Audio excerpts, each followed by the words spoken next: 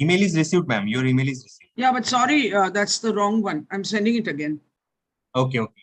I had two. I think I've sent the wrong one. Okay, okay.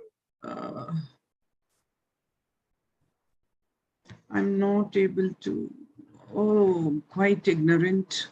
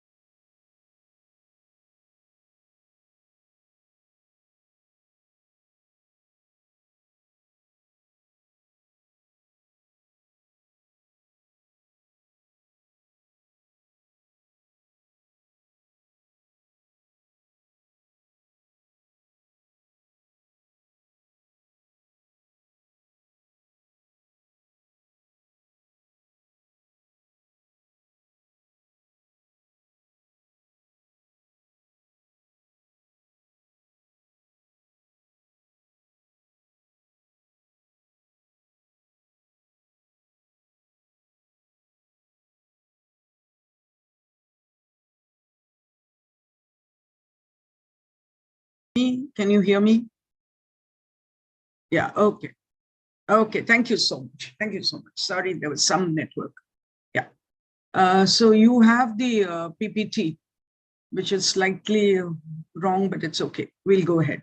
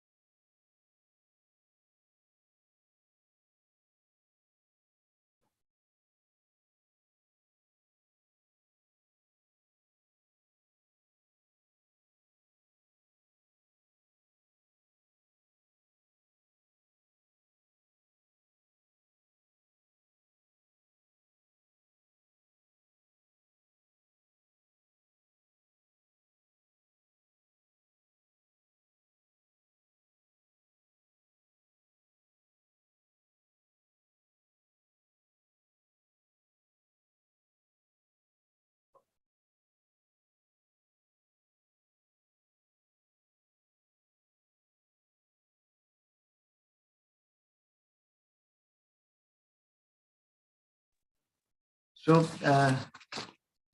good morning, all. Good morning. Yeah, I welcome you all to the 6th day of this. Good morning, session. Yeah, good morning. So, I am Kapil Singhel, the coordinator for this refresher course. Welcome you all to the 6th day of the refresher course on the topic literature, culture and technology, mediations and intersections, being organized by UGC Human Resource Development Center of Rashtrasan Tukaroji Maharaj Nagpur University. And friends, the resource person for the session is Madam Indira Nityanandam.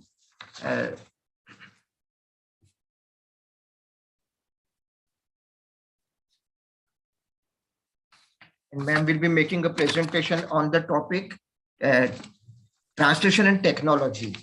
In fact, ma'am is the right person to make a presentation on that. Ma'am is director of Bhasha Sanskriti Sansthan of Gujarat Vidyapit, Ahmedabad, an academician, author, editor, translator with more than 4 decades of teaching experience. Ma'am is guide of MPhil as well as PhD and has been a resource person at the Gujarat Judicial Academy and advisor at the Gujarat State Textbook Board.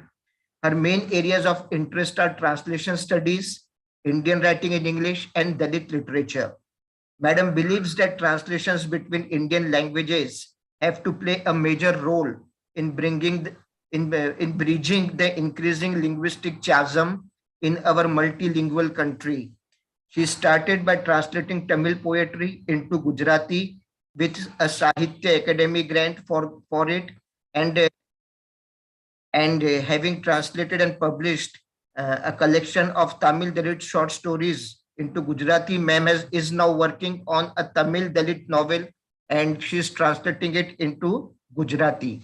So on behalf of the participants and UGC Human Resource Development Center of Rashtrasan Tukaroji Maharaj Nagpur University, I welcome ma'am to this session and hand over mic to ma'am for the proceedings. Over to you. Thank you.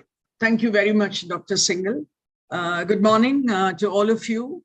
I'm sorry, I'll begin with a confession. There was a little, as usual, network issues. So I got a little delayed.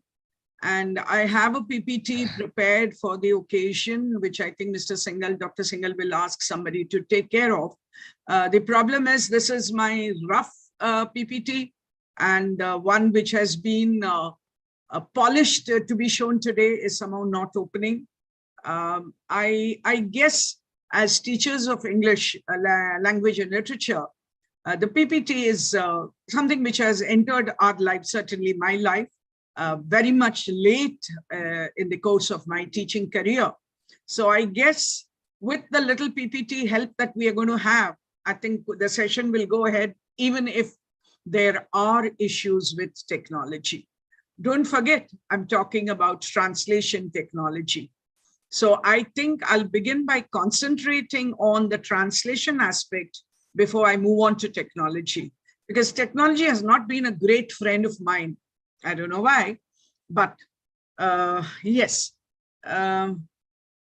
Okay, right away, I'm going to talk about, as I said, the translation part of it.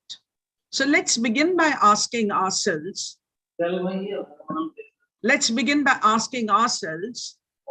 as a translator, who is the translator? So at the moment, let us assume that can I request the others to please mute themselves? There's a lot of background noise. Mr. Mahendra Kumar. Yeah. Yeah, thank you. So I was saying that let us begin by looking at the translator. So as an example, I'm not really going into what translation means and what technology means, because all of us are experienced teachers, professionals. And so I'm beginning right, I'm going into the topic. So here I am, a translator. So let's ask a few questions before we look at translation per se. So the first question, who is the translator? So at the moment, as the example, I am the translator. The second question that we ask ourselves is who or what is being translated? So let me say we are now translating a poem. What shall we translate? Okay, a poem by John Keats. We are translating it into Hindi, maybe, or Gujarati, because I live in Gujarat. So who is the translator? What is being translated? And then a very important question, for whom is it being translated?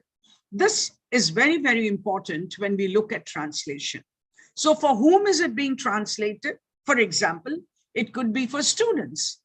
It could be for college students. It could be for school students. It could be for research scholars. It could be for teachers. Then the question we ask is when? When is this being translated? So when I'm talking about when, I'm talking of the period, the time. We know that Keats wrote somewhere in the beginning of the 19th century, the Romantic Age, and I'm translating it in the 21st century. Then where is it being translated? By where, I mean, because the cultural context, it becomes important when we talk about translation. So where is it being translated? It's being translated in India. And why is it being translated? Because it is probably a part of the syllabus in that particular university or that particular school board. So when we begin talking about translation, or if we are the translator, maybe a team of translators, a group of translators, the first questions that we need to ask ourselves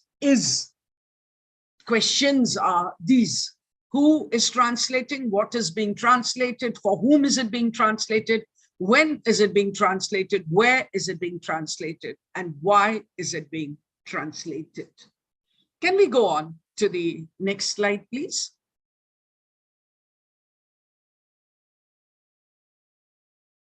Can we move on to the next slide, please? Whoever's helping me.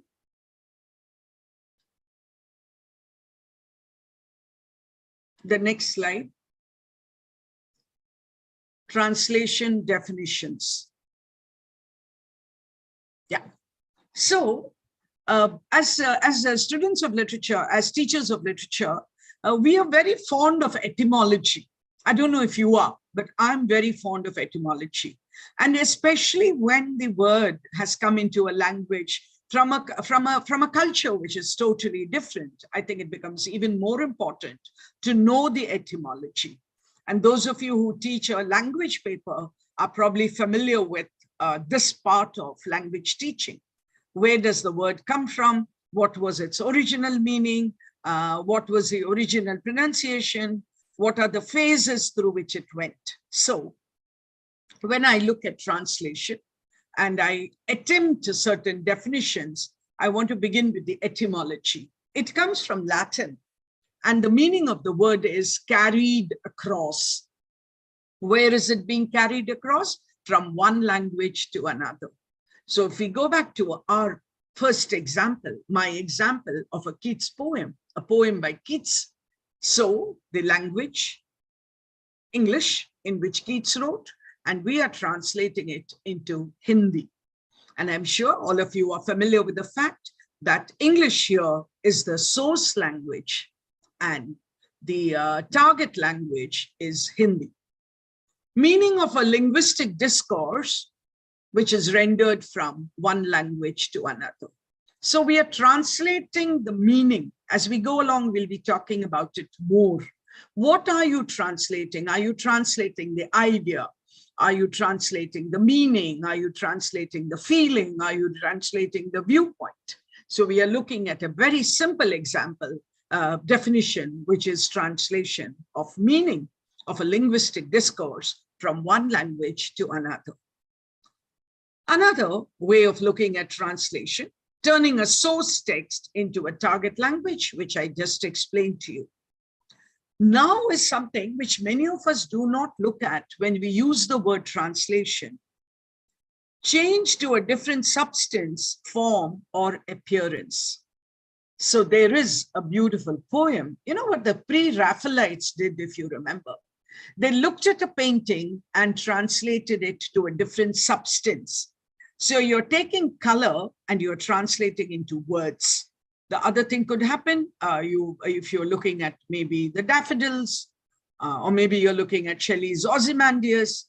So you have a description in words, in a language, and you transfer it, you change it, you transform it into another substance.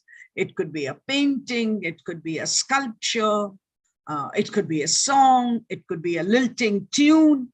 All these are also other definitions of the word translation. I'm repeating that. We, as teachers of literature, teachers of language, we usually think of translation as transferring from one language to another, rendering from English to Hindi, to go back to my original example. But translation today also has this meaning of translating it from one form to another. So from poetry to painting, painting to music, all that would also be called translation. Somebody who doesn't like the idea of translation said, if translation is beautiful, it's not faithful. If it's faithful, if it's not beautiful. Here I'm reminded of what Dr. Johnson said of Dryden's translation of Homer. Remember, Homer's Iliad. Even Keats has that poem on translating Homer. So Johnson says it's great poetry, but it's not Homer at all. Am I making sense? Sometimes what happens is a great poet like Dryden is not anymore with Homer. He's into great poetry, and he's probably forgotten how the original Iliad sounds. So someone says, if it's beautiful, it's not faithful. Not faithful to what? Not faithful to the original.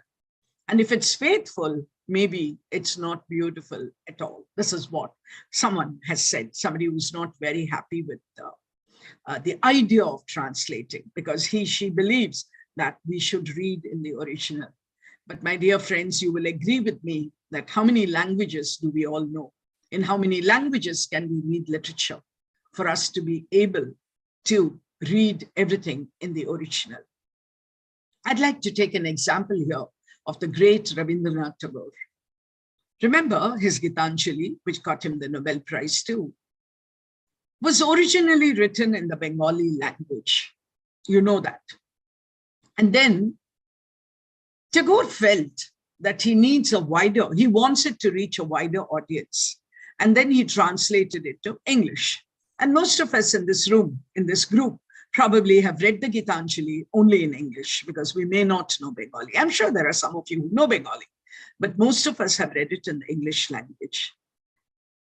Tagore himself wrote in Bengali and translated it himself into English. You know what he said in an interview? He says, when he read the English version, he was so disappointed because he thought it did not convey all that he wanted it to convey or what it succeeded in conveying in the original Bengali language. So what did he do? He rewrote a lot of it. Now, when we are talking of translation, if I'm translating Keats into Hindi, I can't do that. I have no business to be changing Keats. I just have to translate it as he wrote it. But because Tagore was himself translating his own poetry from Bengali to English, he had that license. He could do that. So remember, when we are looking at translation, and when I come to technology and translation, I'll be looking at this point much more. Can we go on to the next slide, please? Yeah, thank you. Dr. Singhel, we do not have much choice, and therefore we have virtual, we are doing it virtually, but can you just answer on behalf of the participants that it's okay? Is everything okay? The network part of it, my sound, my... Yeah, ma'am. Yeah, ma'am. It's fine. It's fine. Okay, thank you. Thank you so much, Dr. Singhel. All right. So I'm going to spend a little time talking about the kinds or the types of translation. So there's one which is called metaphrase, where we take word by word and we attempt to translate it. You would agree with me that this could work in prose. This could work in technical translation. But when we come to translation of poetry, for example, it might not work. So metaphrase is word by word translation. Let's move on to paraphrase. Remember, in school, when we were school students, we've all had that one question, paraphrase the poem. And remember, we were told that the poem would be unseen. I'm thinking of, class 9, 10, maybe 8, 9, 10, when we had to paraphrase. So what did we do in paraphrase? We took a poem, that is a verse, and we translated it into prose. That is, we rendered it in prose, right? So paraphrasing. We could do it in 2 languages. So I have an essay of about 10 pages of a great educationist, and I'm asked to translate it in about 2 pages, in about 3 pages. So what am I doing? I'm not doing a word by word. I'm not doing a metaphrase. I'm just doing a paraphrase. I take the main points and I translate it. Imitation, okay. There could be variation. We could change it. Also, remember, translation can be author-centered, reader-centered, text-centered. Now here the author here, not the translator, or it could be the translator. The author here refers to both. Reader-centered, so who are we translating for? Remember, I talked about school students, college students, research college, teachers. And then you're not keeping anything of this in mind. You're just keeping the text. I'm going to translate the text as it is. So you could do it that way. Translation can also be subjective, can be objective. Why is it that something which was written, something as old as the ancient plays of Kalidasa, for example, which are about, if he lived in the 6th century, they're about 1500 years old, and we're still translating it, right? Because there could be a subjectivity to the translation. I am translating it 1500 years ago, what was written 1500 years ago. So you will have to admit, my translation will be different from, if you know William Jones, who was a great Sanskrit scholar. William James translated it somewhere towards the end of the 18th century, and I'm translating it in the beginning of the 21st century. So there is bound to be a subjective element added to it. Objective, you understand, right? The text is at the center. We could have literal translation, or we could have tree translation. You have come across these words in many other contexts, so I don't think I have to explain it. but you take the text as it is and you literally translate it, or there is a free translation, so you're not sticking to the original in terms of its literariness. Then we move on to another kind of translation, where what is important for me is the style. This particularly could be very important when we are translating poetry, for example, the form of the poetry, or am I interested in the meaning? If for example, I think of, let's say Pope, if I think of, and I have a couplet in front of me, which I'm translating, am I going to ensure that when I take Pope's couplet and I translate it into Hindi, am I going to concentrate on the style, on the rhyme, on the rhythm, or what is more important to me is I move to the meaning and I don't attach great importance to the style. I'm giving you examples from English because this is actually a workshop for English teachers, but we could do it the other way around. I just talked about the couplet. So let me take a Hindi, let me take Kabir, for example, or Rahim, for example, and talk about the Doha. Now, when I try to translate a Doha from Hindi into English, what shall I take up? Pota padi padi jagmuwa, pandit hua na koi, dhai akshat prem ka, pade so pandit hoy. If I give you 10 minutes, half an hour even, I don't think we will be able to capture the style, the alliteration maybe. If there is onomatopoeia, will we be able to translate it into another language? Hindi to Gujarati, Sanskrit to Hindi might be easier. But when it is a language which is so far removed, I mean, just imagine the first word itself, Pandit. Scholar? No, a Pandit is more than a scholar. So remember, when we talk of translation, we have to keep all these in mind. So I've been talking to you about the different kinds of translation. I'm still talking about human translation. I've not yet moved into technology. But even when I move into technology, you would agree with me that many of the points that I'm raising here still make sense, even when we are talking about technology. I want you to remember that.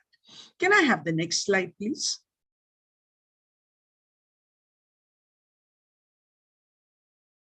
Oh, okay. We are continuing with the kinds. So we can have intralingual and interlingual. Remember class competitions, intra-class and inter-class, we use that so often. So intralingual is within the same language. Some editions of Shakespeare, I'm not sure if it's Arden, I don't remember which edition. The book is, the left and the right side of our book. The right-hand side has Shakespeare in Shakespeare's language, and the left-hand side has Shakespeare in modern English. Some of you might be using texts like that. If I go back to Chaucer, very obviously I have to do that because I can't read Chaucer. I can read Chaucer, I can't understand Chaucer, right?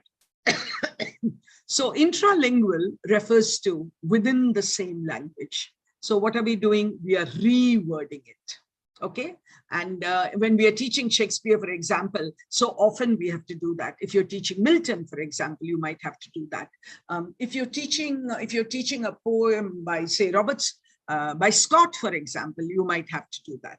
That is intralingual. So it could be rewording or it could be paraphrase. Interlingual is simply one language to another, which we are talking most of the time. Intersemiotic, I'm just using here more technical words. I've already talked about all this, but I'm using more technical words. Intersemiotic, verbal to non-verbal, prose to poetry, different approaches and problems.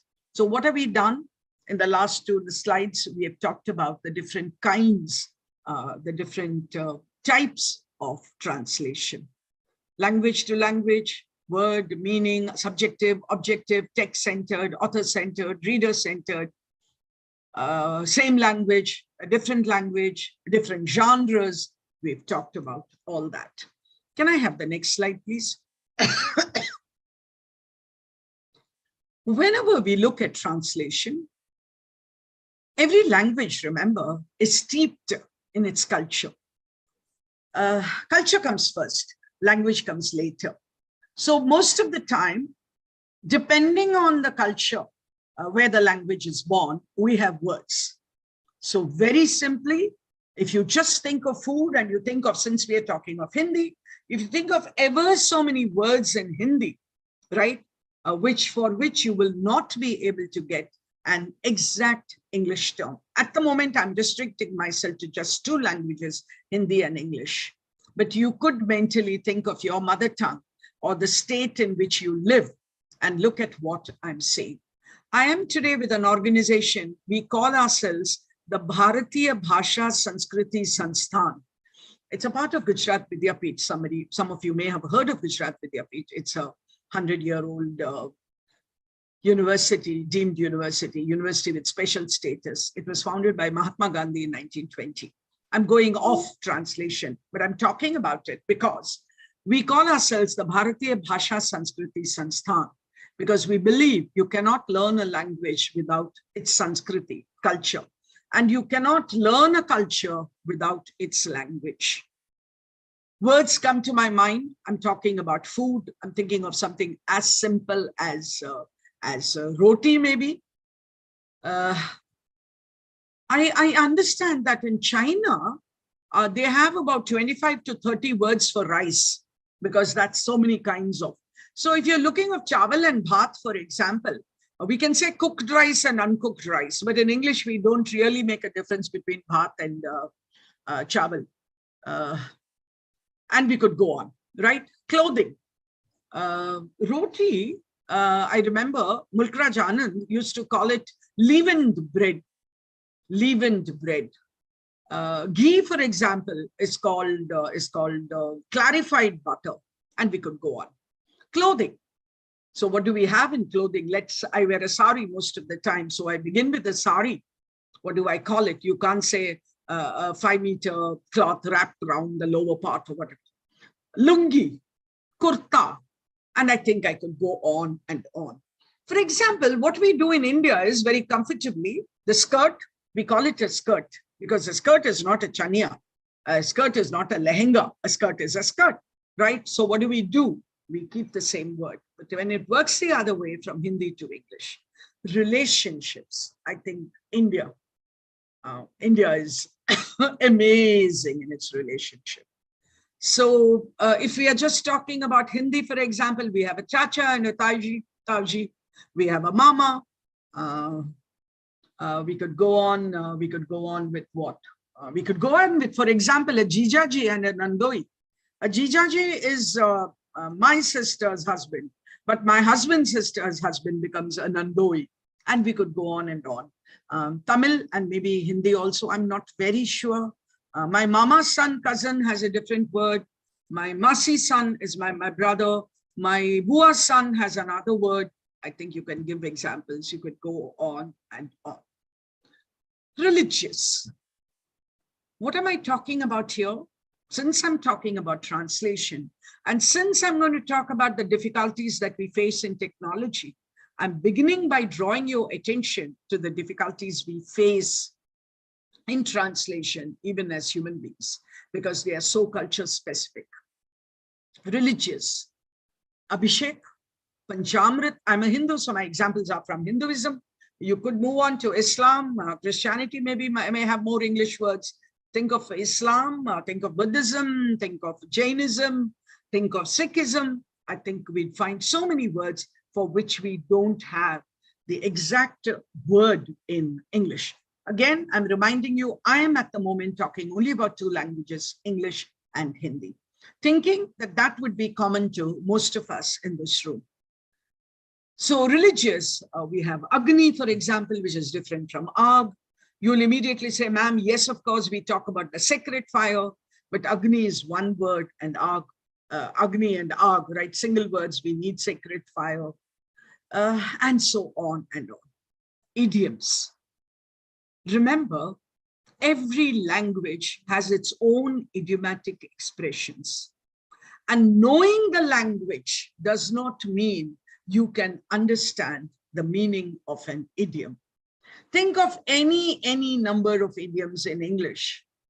And if you did not know the idiom, you will not be able to know the meaning of the idiomatic expression. I'm taking an idiom from Hindi, one of my favorites, because that so easily shows us. And what is that? No do gyara ho jana. No, I know, because I know Hindi is 9. Do I know is 2. Gyara I know is 11. Ho jana, happen. So can I say 9 to 11 happen? I'm sure in this class, in this group, most of you know Hindi, and therefore you know the example, you know the meaning of the idiomatic expression, no do gyara ho jana. You could work it otherwise and take examples from the English language and understand it, how it cannot work. A literal translation of an idiom never works. And therefore, if I'm translating, for example, as was told by Dr. Singhel, from Tamil to Gujarati, I need to know the idiomatic expression, which will come closest to the idiomatic expression in Tamil, so that I can translate it into Gujarati.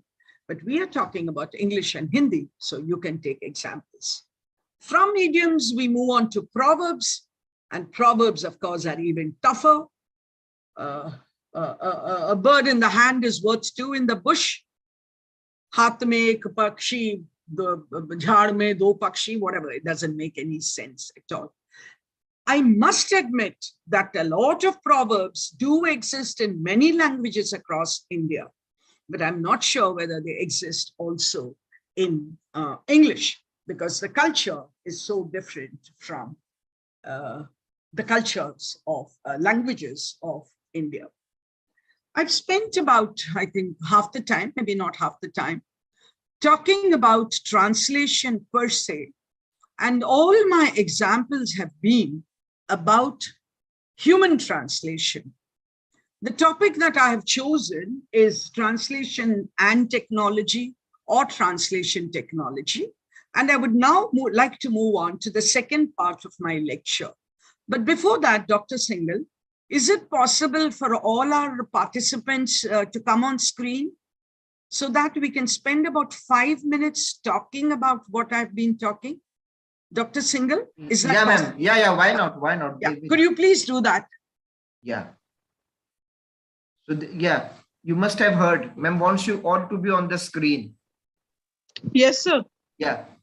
So video on. Video Yeah, on. ma'am. Yeah, The yeah. video on. Yeah. Yes, sir. And stop share screening so that I get that. Yeah, that's lovely. That's lovely. Okay, full screen I have, and I have the gallery. Thank you so much. All of us are teachers, and I'm sure you agree. Abhirami and Milind, do you have problems? And Saundari, Dr. Saundari? Yeah. Ma'am, That's video, I have some problem with the video. Okay, no problem. No problem. No problem. The only problem is when I see you on the road, I won't recognize you. You will recognize me. So you'll have to come up and say, I am the one who had network issues. Okay, doesn't matter. All of us are teachers, and we know that over the last 2 years, we've had such a tough time. We can't recognize. I teach in a college, so the students are with us. I teach MA at the moment. I'm a retired teacher, a retired principal. So I teach MA only. I'm visiting teacher. And so the students are with us only for 2 years. So the 2022, I almost don't know, any of them. Because I'm sure you've had the same problem. Most of the time, they don't want their videos on. And then they have the excuse of network issue, like somebody. I'm not questioning your network issue, but all of us know, right? That's meant to be a joke. Please don't take offense. All right. So I've been speaking, 45 minutes, I think now. So I just thought I'd take a break. We'll take a break and maybe talk to each other. Anyone wants to say anything, agree, disagree, another point of view about what I have been saying about translation in general and focusing on human translation. Anyone, please unmute yourself if you have a point to make. And I would like you all to make some points. Anyone? Anyone? Ma'am, for translation purpose, Yes, Mahendra. Yes.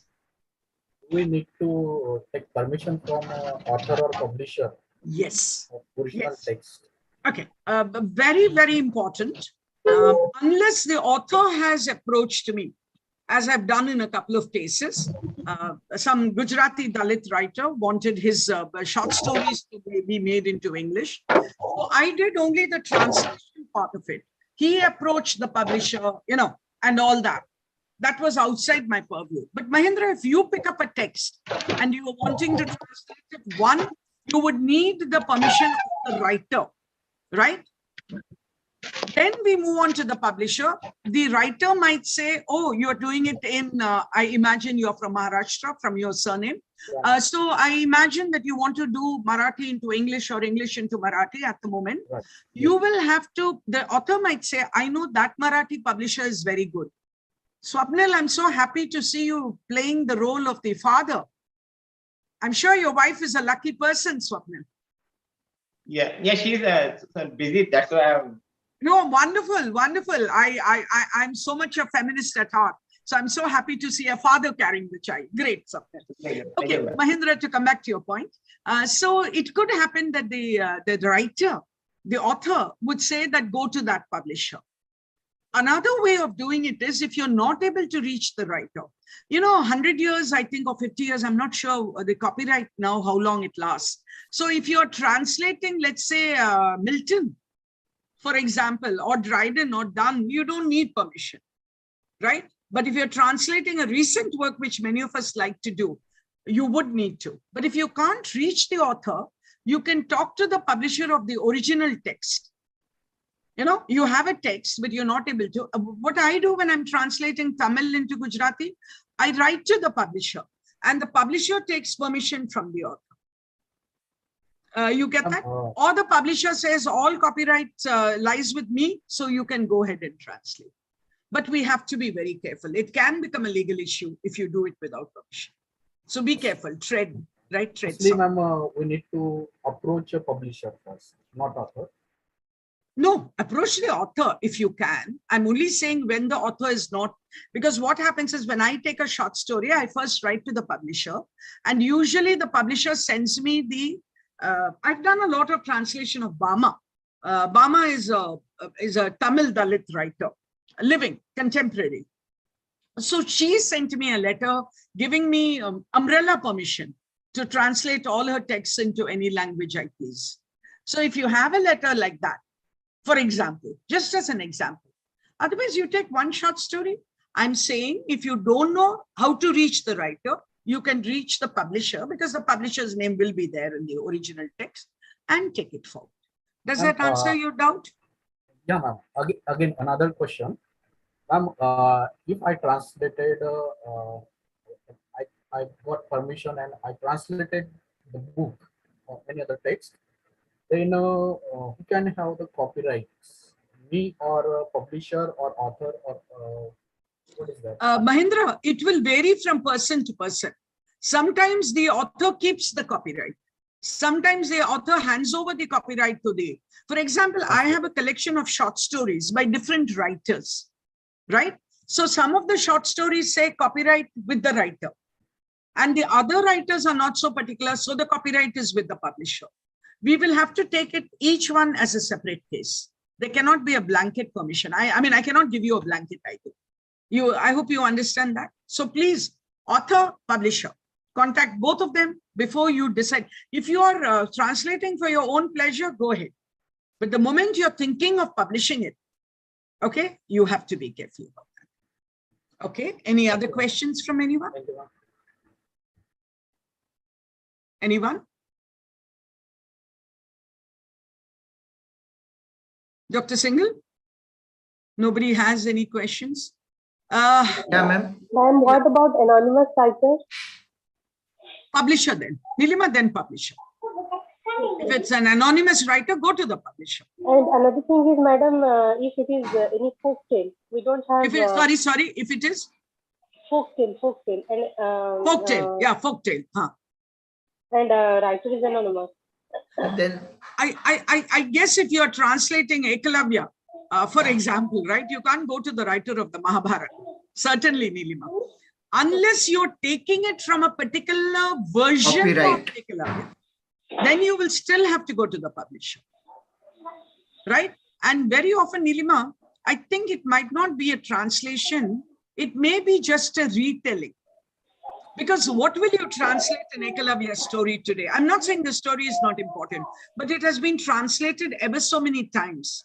So you might like to call it a retelling of Ekalavya. Then you don't need anyone's permission. You don't. I'm sorry, I've gone to mythology. You're talking about folk tale, which is different from mythology, I realize, but it could be similar. Yes, Nilima? Yeah. Okay, ma'am. Anyone else? Ma'am, this Yes, is Madhumanti. Yes, Madhumanti. I know Madhumati, but Madhumanti is not so common, right? Yeah. ma'am, my question is, what is the difference in the purview of human translation between imitation and paraphrase? Paraphrase is rendering of poetry into prose. Simple. Paraphrase is easy to understand. But imitation is when you are trying to recapture, recreate. I gave the example of the heroic couplet, for example. Let's say I gave an example of couplet, but I'm sure all of us are teachers of English. So we know the heroic couplet. Now a heroic couplet, remember, has a particular rhythm, beat. So if you're teaching scansion, for example, or if you have an idea of the iambic pentameter, what is the iambic pentameter, right? So how many syllables? When I do that imitation, I will try and recapture that too in this language. Then it will become imitation, because the nuances of the original language. And remember, it will be very, very tough, Madhumanti, because Hindi is not a stress-based language like English. All of us, Hindi, Gujarati, Marathi, Sanskrit, whatever, in none of these languages are we taught stressed and unstressed syllables. You agree? But it's so important, so important. I remember this British lady I met at some workshop, and she said she got off the airport in Ahmedabad and she took an auto rickshaw. And the guy asked, "Kaun-sa hotel jana hai?" She said, "Ah." And he said, "Kaun-sa hotel jana hai?" 3 baar usne kaha. She says, he repeated it thrice. And I still didn't understand because, and this is what she said, imagine. And because I realized he was talking about hotel. Now tell me honestly, put your hand here on your heart and say, how many of us say hotel? I don't, right? In spite of being a student and teacher of literature for 50 years, more than 50 years, I don't do that, right? All of us say hotel. Agreed? Some of us are very particular. We might say hotel. And that British lady could not understand because the stress was wrong. Can you imagine? So Madhumanti, if you're trying to do that and trying to imitate an iambic pentameter, right? That's going to be real solid, tough for us. Yeah. So that is imitation. Paraphrase is much easier. Translating it into prose from poetry. Thank you, ma'am. Yeah. My pleasure. Any other questions? Madam, what is your opinion about translation in corporate world? As we also heard, there are lots of agencies. They are taken they are also involved in translating work. So can Nidhi? you just yes, ma'am. Nidhi, I've got half an hour more. No, more than half an hour. And probably for about 25 minutes of that half an hour, I'm going to be talking about this. Okay, ma'am. About what you are Fine. saying. Okay, so when I come to that, I will.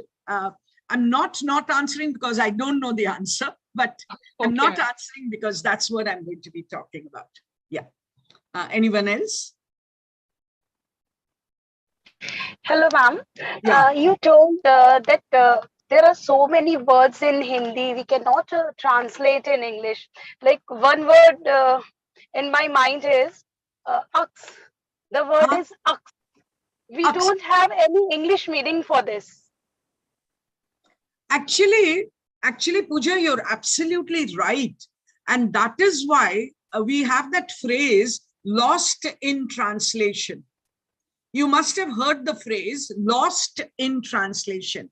When we attempt to translate something, Pooja, I'll give you even your word. There are ever so many words. But another very favorite word with me is godhuli. Those of you who read Hindi poetry or Sanskrit poetry or even Gujarati, Marathi, I'm sure, in all those languages, we have the word godhuli, right? Godhuli translated into English would mean cow dust. You agree with me? Go is cow, right? Guy, cow. And dhuli is dust. So cow dust. But is that what it means? Not at all. Because Godhuli refers to that part of the evening when the cows come back home. And why dhuli? Because they are walking on the mud roads of the village, right? So when they are walking, they raise that dust. Now, how will an Englishman understand the concept of Godhuli? Because I'm sure there's no dust in the villages of England. You'd agree with me. So how do we translate Godhuli, right? Even something like Page Lagu, right?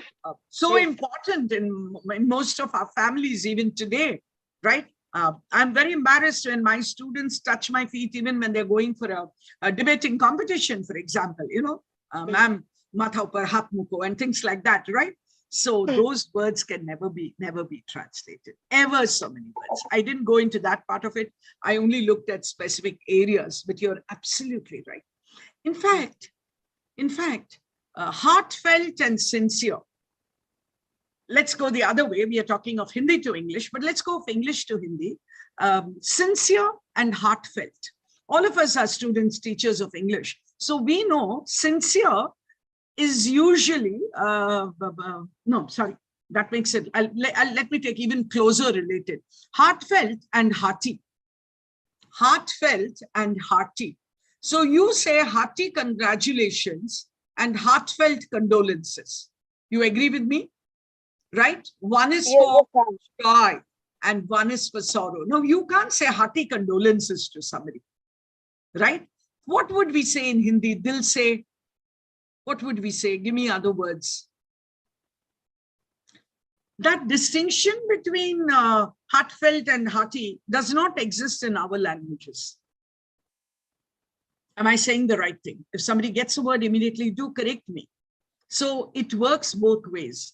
And that is why we talk about lost in translation. Okay. Can we move on to now what I've called translation technology or translation and technology? Thank you very much, Dr. Singhel, for giving me an opportunity to meet all our participants. We can go back to the original situation. And you can enjoy your coffee or whatever if you are. Are you all in your at workplace? Yes, are you all at workplace? Pooja, can you answer? Are you all at work? No, ma'am, actually. Hello? Yeah. Yes. They all are relieved. They're all? Yes, ma'am. They did not go to their workplaces. They did not go to their workplaces. Oh, okay. Because of the refresher course. Yeah, I understand that. I understand. Yes, ma'am. Because I cannot trust the Wi-Fi at my office, I've actually come back home. I went at 8:30 and then I came back home for this class because I can trust my Wi-Fi, I thought, more than I can trust the office. So I'm at home. All right. So let's go back to the original situation because we need to share screen again, Dr. Singhel. Okay, ma'am. Thank you. Yeah, thank you. But I think at the end, we'll once again meet when we come to the end of the lecture.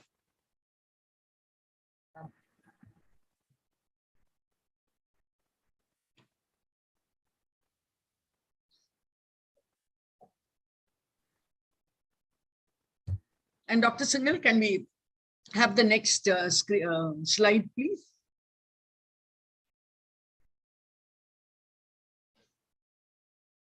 Yeah, the next one.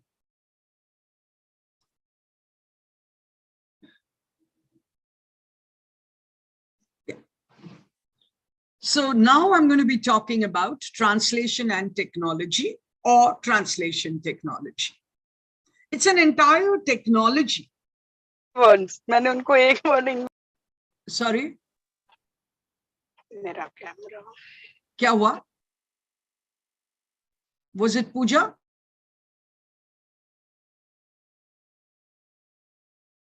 No, ma'am, sorry. Yeah. All fine. Can I go ahead? Dr. Singhel, can I go ahead? Oh, no. Yes, ma'am, please. Can you hear me, Dr. Singhel?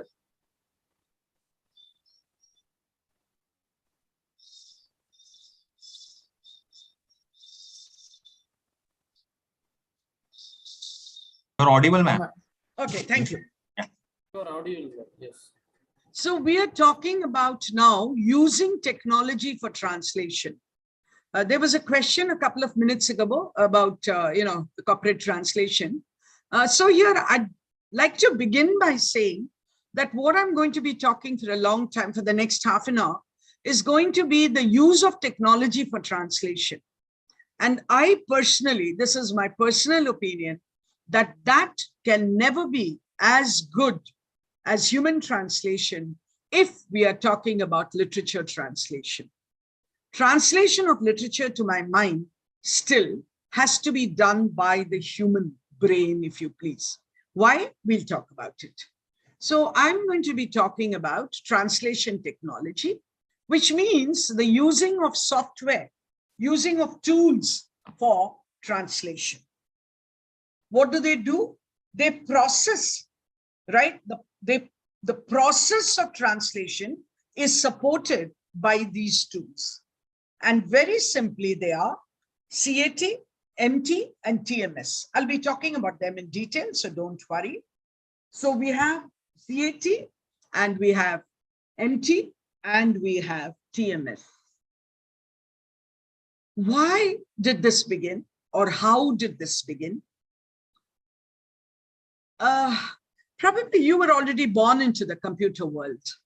But when I was born, or even when I was in college, or even much later, computers were not so much a part of our everyday life as they are today.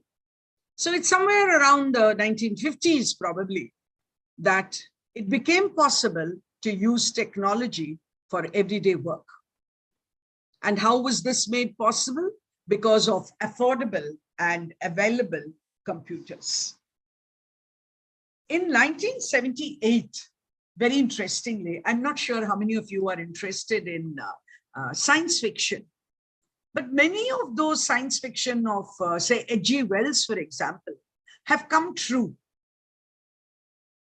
around the or a journey to the moon, when you look at all that, right? So in 1978, there was a writer called Douglas Adams. And I don't know why he chose a fish, but he had a device which was in the shape of a fish. You put that into your ear, like a hearing aid. You put it into your ear and you could hear whatever is being spoken in the language of your choice. Some of you might have seen videos, news items of the UN in progress, the General Assembly, or even in our own parliament. So if somebody is speaking in Hindi, for example, and that person is from Madras, from Tamil Nadu, so he has that immediate translation available. But I'm talking about a 1978 science fiction. Douglas Adams talked about this. Can you imagine? And that it has become possible that we have technology today which helps in translating from one language to another. So what do we have? Affordable and available computers, which makes this possible. So from the 1950s, gradually, more and more electronic devices and apps and tools came into the picture for translation. Some of them can do more than one language. Some of them can do only one language at a time. Sometime in 2003, I think it was, I'd just gone to the Louvre and I came out to this station, underground subway station in Paris. And suddenly there was a strike. Can you imagine? And I speak no French. I speak English, but people in France don't speak English. They don't want to speak English. So the train suddenly stopped, but there was some sort of a skeleton service. And I wanted to go to in a particular direction to reach my hotel. So there was this youngish college studentish girl. So I walked up to her and I said, how do I go? I mean, bus, autos you don't have, bus, taxi, tram, whatever. How do I go? So she said, wait. And out of her bag, she picked up a dictionary.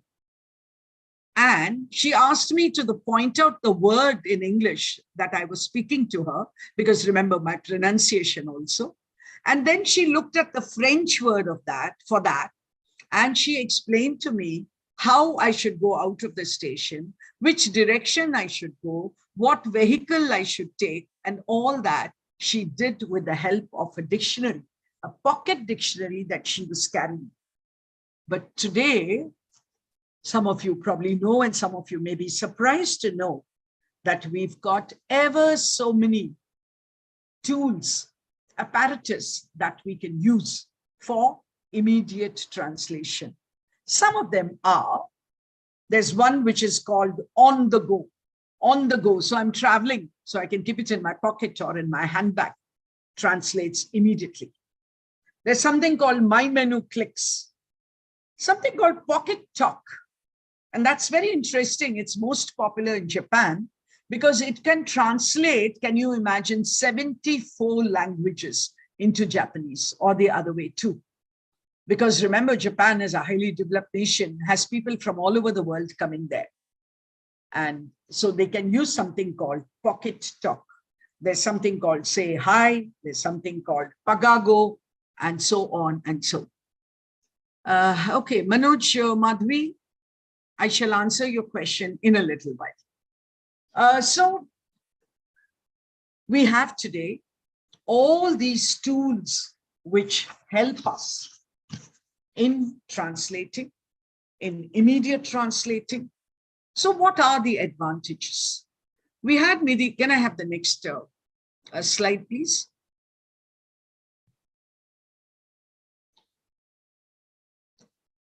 Nidhi had a question about corporate translation. I'm looking at her word corporate, her phrase corporate translation in two ways. Translations required by corporates or corporates doing the translation, but I look at both. So what are the advantages? They are user-friendly, they are easily accessible, they increase productivity and accuracy.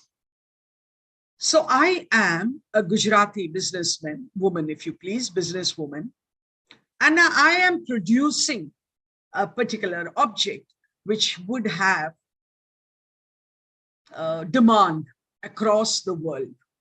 I want to send my brochure, right, which is at the moment in Gujarati, but I want to send it to 20 countries, 30 countries. What would I do if it was human translation? I have to find 30 people, imagining one knows. So I find somebody for France, somebody for Italy, somebody for Germany, somebody for Greece. Then I translate it. That's going to take time. Then I have to be sure that the translation is correct. So human would have all these problems. But if I'm using a tool, if I'm using a machine, then it becomes, right, user-friendly, accessible, increases productivity and accuracy. Because there are demands, because if you live in a globalized economic world today, there could be different culturally specific words. For example, I'm not sure whatever I want to manufacture, but let's imagine I'm manufacturing footwear. I don't know if there is a word for flip-flop. We call it the Hawaii chappal. As a child, I called it the Hawaii chappal, or some people call it the bathroom chappal, which we generally wear at home. And it's called the flip-flop because when you walk, it makes that sound, right? Is there a word in our languages? Culture specific, right? In multiple languages. So when that is mine, so to go back to Nidhi, so when my idea is that translation required by the corporate world, then it is much better for me to use technology instead of using human translators. But there's a big, big, big danger here. Have you heard of mango people? Have you heard of mango people? And you might say, yeah, we all love mangoes, so we are all mango people. So this was a technology which was translating a Hindi into English. And the phrase was Aam Admi. Aam Admi. All of us who know Hindi knows what Aam Admi means. It means the common man. But what does our tool do? Our tool takes a word and substitutes it. Okay? So the first meaning of the word arm that would come on your tool would be mango. You get my point? Sorry. Does someone have an issue? All right. So Aam Admi becomes, I'm thinking of a word like, say, Manthan.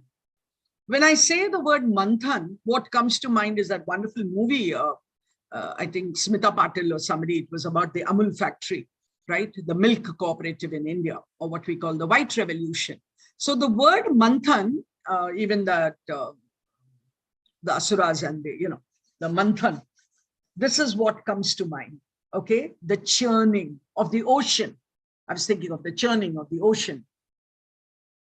But the word Manthan also has your inner turmoil, inner thinking. When you're saying, should I do it? Should I not do it? Is this right? Is that right? That is also Manthan, deep thinking within. So when the tool sees the word Manthan, the tool does not look at the context at all. The tool looks at the word and substitutes with something. So what could be user-friendly, accessible, productivity, quickly, efficient, words like that? The problem becomes that accuracy of source may be lost. So if you want to translate, right, you have to be careful about how much you can rely on that. The idea that technology can totally replace human translators is the issue of whether you are interested in business or you are interested in creativity, because the technology will not have any creativity. Another word, I remember my Bengali colleague did not want her daughter to be named Aparna. Aparna is quite a common name, but she didn't want her daughter to be named Aparna because to her the word Aparna meant leafless. Parna means leaf. Is, in most Indian languages, the antonym, makes it the antonym. So Aparna would mean without leaf. So our usual Ashirvad is Phulo Phalo. And then if you name somebody Aparna, she did not realize that the word Aparna is far more deeper than leafless. For those of you who are interested in mythology, you probably know Sanskrit literature, Kumara Sambhavam maybe, that it refers to Parvati, who fasted without even eating a leaf. In Gujarat, fasting is lovely because you can eat sabudana and you can eat aloo. So you can have lovely sabudana vadas. So you can imagine, right? We call it fasting, but it's fantastic. But Aparna, Parvati did not fast like that, okay? So Aparna refers to Parvati. It's a name for Parvati, Shiva's wife, who fasted without even eating a leaf. But my technology, my tool, will translate it immediately as leafless. You see the danger? So business versus creativity. We'll have to look at that also. Can I have the next slide, please? Dr. Singhel? Yeah. So very quickly, let me look at what are the major technology types that we have.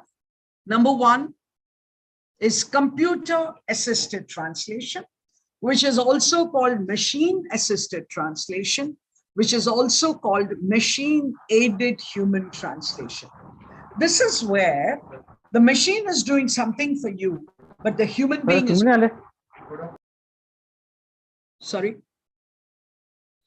Okay, if somebody is not muted, then I think their background conversation. Yeah, okay. Just a suggestion, if someone wants to say something, please put it on the group so that I can read it, right? I think there are some here, which I'll probably look at earlier. Translation of Adivasi, somebody has asked. Yeah, I'll look at that later. Oh, I'm sorry. You're audible to us, madam.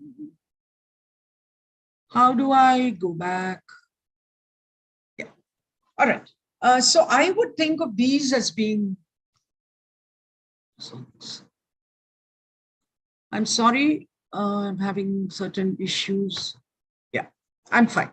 Okay, so I would look at this as being one of the best ways of using technology, where it's called computer assisted, machine assisted, or machine aided human translation. So I'm also present there. So when the machine tells me, the technology tells me, mango people, I'll say, nahi, nahi, nahi. Aam here means common man. So I can do that. We come to the later thing, which is purely machine translation, where the translation is done by the computer. The human intervention comes later, where it's pre-editing or post-editing, but not the actual translation.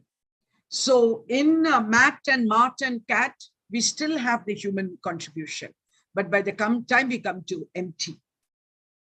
When we come to TMS, which is probably the corporate translation that you were talking about, it is the translation management system, which automates many parts of the human language translation process.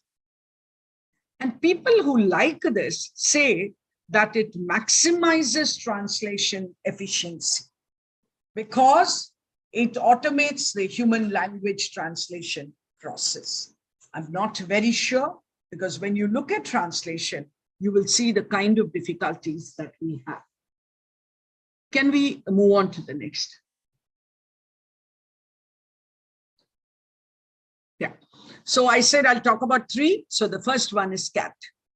What is the advantage? It can translate from a variety of source file formats. So, you know, if you have the PDF or you have the Word or you have whatever, it can translate from a variety. So that becomes a big advantage. Or for people like me who are very technology challenged, I will worry, how do I translate, how do I transform a PDF into a Word? And that itself is going to take an entire day for me, right? But for most of you, all file formats, so it'll become easier, even for me. It doesn't matter whether it's in PDF or it's in the same Word file, I can still do it.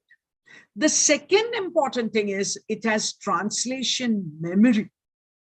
So if I've translated something last week, last month, and I've used certain phrases, when it comes across the phrase today, it can immediately take it from that. Remember, we have the read only, for example, right? We've got all that possible in our computers. So in CAT, we can do that. And various processes can be added. The second advantage, the second group of advantages that it has within itself spell checkers and grammar checkers. I again want to warn you that all these sound perfect when we are theoretically talking about it. But if I were to write, I am a boy, there's nothing wrong with the grammar. Do you think my technology is going to correct it for me? Certainly not. Do you understand what I'm saying? When I write Indira, and if I have a spell check on, it always changes it to India. Because India, it knows, but Indira, it does not know. So I'm just warning you the advantages, but simultaneously. So it can align, it knows the terminology, it can manage terminology. Again, to go back to that question we had, all this is wonderful when we are using it for translation in offices. So your spell check, your grammar check, etc. can be used. And I just want to give you, I'm not being paid by these companies, but I very quickly, can I have the next slide, please, Dr. Singhel? Some of the CAT tools which are available free, which you can download, are MateCat, OmeGat, SmartCat, Cafetra, Nespresso, etc. None of them are paying me, so you can choose whatever you want. But because they are free, I just thought I'd put it for you here. Can we move on to the next one, which is MT? MT, there's no human input. Without human input, it translates. One of them is RBMT, which is rule-based machine translation. There is SMT, which is statistical machine translation. And there is neural machine translation. I really don't have the time to go into all of them in detail because I want to use 5 minutes for questions again. But the advantages that you have are that it has a very, very large language selection. So remember, I am that Gujarati producer. I wanted to go into 50 languages, 60 languages. I can do it at one go. 50 to 100 languages is what it offers me. It has speed, it has volume. I talked about one brochure, but I have a 100-page annual report, right? So even that volume, it can translate easily. But remember, it becomes difficult when you have too many culture-specific words or subject-related words. It cannot do it. It can best be used, empty can best be used if you have simple, what shall I call it, product list, price list. If you have these things, it can work very well for you. Can we go on to the next? Yes, Nilima? No, okay. Then we've got TMS and we've got GMS, which is the next one. But I'll quickly skip that and move to the next slide, which brings me back to my first slide. Dr. Singhel, can I move on to the next one? Yeah. Remember the questions I asked you at the beginning, if you are a translator. So let me come back to the human versus machine now, because we are talking about translation technology. And the question that we are going to ask is, why translate, when translate, where translate, by whom translate, for whom translate? We've already looked at all these questions. But here, I think the most important question is the budget and the time. How much of time do you have? How many days, how many hours, how many months do you have to send out your price list to 500 countries, not 500 countries, to 500 of your clients, to your customers? How much money do you have? This will determine whether you want to use the human translator or you want to use the machine translator. So please remember, if you have, for example, brochures in your college which you want to send across because you're looking at maybe a world event or something of that sort, and you want to send it to different countries, why? Even within our own country, if you want it to be sent to villages, if you want it to be sent to panchayats because you're interested in some NSS work that you are doing, and you're looking at a particular issue which you want to be able to tackle at a national level, you don't want to send it in English. Or if I'm teaching in Gujarat, I don't want it to go in Gujarati. Then I must use the machine. I must use technology. And very often technology can be cheaper because when I bring in a translator, I have to pay him every time he translates something for me. Whereas with the tools or the apps, we all know once we have bought it, once we have downloaded it, uploaded it, then we can use it forever. But before I move on to questions from you, I must say, and I want to say, as students, teachers of literature, if you are interested in the translating of literary texts, I would still advise you to rely on your own ability, human ability, to be able to do a good literary translation. Taking it one step further, I think it's very important to look at translation as a team work. So one of you is from Marathi, is from Maharashtra, your mother tongue is Marathi, and you know Hindi very well, and you want to translate something into Hindi, wonderful. But I think in your team should be somebody whose Hindi is very good and who knows Marathi. That way the synergy would be so, so good. Here I'm talking about literary texts. I'm not talking about corporate affairs. So if you can work as a team, I think our translation can be the best. I complete my presentation, my lecture here, but Dr. Singhel, I'd like to have 5 minutes to answer questions, to answer doubts, and go back to. Yeah, ma'am.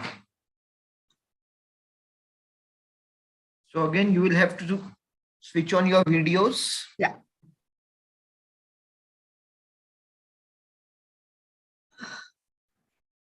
There was a question by somebody, I don't remember the name. Madhavi, Nitin, Madhavi. Sorry? Manoj Madavi. Dr. Manoj. Madavi. Manoj. Yeah. Okay, Yeah. Manoj. Yeah. So I'll begin by answering Manoj's question because he put it on the chat. Yeah. And then we can go to other questions. You know, Manoj, I've been teaching. I'm not giving you my age, but I've been teaching for 48 years. At 21, and you know my age. No, a little more than that. Okay. Anyway, so I began by reading and teaching a lot of what we call Black American or Afro-American fiction, right? And some names might come to your mind. One of the earliest we read was Uncle Tom's Cabin, which we don't today accept as a good text. But then we have Alice Walker, and we've read so many of them. When I used to read them, Manoj, I always used to wonder, is there no social oppression and victimization in our country? Why am I not able to read literature? And then gradually, as I grew older and mature, I realized I am not able to read it does not mean it does not exist. And why am I not able to read it? Because most of them are in the Indian languages, which I probably don't read. And here I must admit my debt to the poisoned bread, Arjun Dangle. Those of you who are interested in literature from the margins, those of you who are teaching Dalit literature or reading Dalit literature, I'm sure you've heard of this book.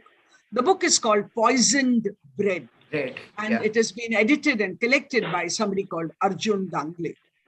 He has a lot of translation from many languages in India. Of course, the thrust is on, and naturally so, on Dr. Ambedkar, because he was one who awoke us, right? Awakened us to the importance of Dalit thought, Dalit writing, Dalit literature.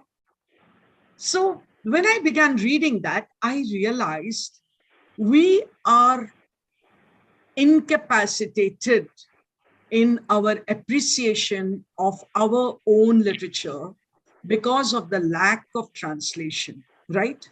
And Manoj, I am now almost wedded to the idea of bringing Dalit literature into other languages. And in one way in which I'm doing, as has been mentioned earlier, I'm trying to translate Tamil Dalit literature into Gujarati. And I think it's very important for all of us being Indians. I'm saying being Indians because the moment I say I'm an Indian, I think it is understood that I'm multilingual. I think you'll agree with me. Most of us know at least 3 to 4 languages and probably at least 2 Indian languages. I myself, I live in Gujarat. I'm not a Gujarati, but I'm very comfortable with reading, writing, translating into Gujarati, right? So that automatically makes me someone who should think of this. So Dalit literature, Manoj, is gradually coming into, still on the margin, but yet it is coming into other languages. And I think people like us, the educated Indians who know more than one language, should take it up as there might not be money in it, let me warn you. You might not be able to earn too much by that. But once you become a known name in the field of translation, you can begin making money also. But that will come later. But I'm sure UGC pays all of us enough if you're all on UGC scale, right? So we should be able to spend a little time, especially if you think it should be done. And it is being done, but not being done enough. I agree with you, Manoj. Yeah, thank you very much, ma'am. Thank you very much. I'm Dr. B. Soundari. Can I ask you my question? Yeah, sure, Soundari. I am from Tamil Nadu, ma'am. As you mentioned that while translating from Tamil to Gujarati, have you come across any interesting native concepts into Gujarati? Ma'am? Any terms that you were so... Very difficult, Soundari. Very difficult to find Gujarati terms. And I'll begin with, I translated this entire collection of short stories. I'm even thinking of, though I didn't bring it in my list, I'm thinking of the Nadaswaram. The Nadaswaram, for those of you who are not from South India, I could say, is a South Indian version of the Shehnai. It is not, but to make you understand, I could say. And it is a wind instrument, it is slightly long, and it is like the Shehnai, but it's not the Shehnai. Please go back home and put on a Netflix or something and go into a Tamil wedding scene maybe, or even temple festival. Am I right, Soundari? Where you will find the Nadaswaram being played. Mangalavadhyam. Mangalavadhyam, right, exactly. So what happens there? Now, how do I translate that, Soundri, into Gujarati? Not only that, I talked about, and it might come as a shock to many of you who are not from South India, children of siblings get married. Let me say that again. If I do have a brother, my brother's daughter, her ideal marriage will be with my son. This is an accepted custom tradition in South India, in many communities of South India. To most others in India, it will come as a shock because bhai se shadi kiya, hai na? Because Masi, Bua, Chacha, they're all Masi, they're all bhai ben. But in South India, it's so common, Soundri. So how do I put that across? And sorry, because she's a Tamilian, I'm giving her Tamil words which might not. Kanji, what do I do to kanji, Soundri? Or what do I translate? And Ratri Jalatha, Tani Vit Vepalia, Shatla, Artana Kartala and the Tania. Rice cooked in the night, and maybe this is poor, but it's very, very nutritive. The leftover rice of the night, water is put in that, right? And in the morning, the rice is also squeezed and eaten with maybe buttermilk or something. But that water is also used. I'm not sure how many languages have a word for that. But in Tamil Nadu, it's very much a part of the morning. I mean, it's not dosa and idli and all which were made. I'm talking of maybe 40, 50 years ago, or not made even today in poorer families. So how do I translate that word, Sandri? That water, right?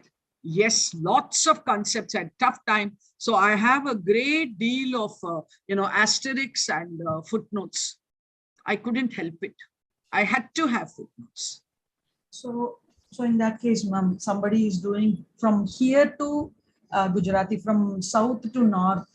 We definitely have climatic differences and all the cultural differences. If as a translator, what should we do to justify to bring about? Is there any techniques and Yes, you should have a very good introduction, or you should have an appendix, which I've done for some of my short stories. You must have an appendix, right? Not footnote, because a footnote will be only words, Sandri. But you must have a good appendix where you should write about, for example, if my story is based in the Nilgiris, for example, many of you will not even be able to understand why Nilgiri. Uti is there. So maybe some of you know the Nilgiris. But the tribals in the Nilgiris, for example, Sandri, if you're talking about them, and that is true of any, in Gujarat, we have this area called the Dangs, where we have the maximum number of Adivasis. So if I want to describe Dangs to a Tamilian, for example, I must have a good, and don't do it in the introduction, Sandri, do it in the appendix. Appendix 1, Appendix 2, Appendix 3. You can have one for culture, you can have one for climate, for weather, right? You can have one for festivals if your story is about that. You must do it. That's the technique we have to use. Thank you so much. Yeah. Okay, my pleasure. Ma'am, Yes? I had a question. Yes, Rather, I want your personal opinion on this. There's this movie, Ponniyin Selvan, that's being made by Mani Ratnam. And it's based on the Tamil literature, based on Chola dynasty. So, ma'am, what's your opinion on that? Is there any text that you could recommend that has a good translation? You must read. Oh, you're not a Tamilian. No, ma'am, I'm not. Oh, and I could not read I'm the sure there's an English translation, but Ponniyin Selvan should be read as Ponniyin Selvan. In those days, when I was a kid, magazines used to serialize it. Yes, ma'am, I heard about that. Kalki. I'm sure Kalki's, you'll find it in some old shop. Kalki had it. Yeah, Kalki's translation. But ma'am, what do we do is now? also available. Abhirami, get in touch with Sandri. She says Kalki's translation is available. I've read it in the original Tamil. Ma'am, there are several translations, in fact, but which one would you suggest holds the essence of it? I have not read any, Abhirami, so I can't immediately answer. Though I could look at people who have read it and get back to you. All right. Thank you, ma'am. Thank you so much. Yeah. Yes. Excuse me, ma'am.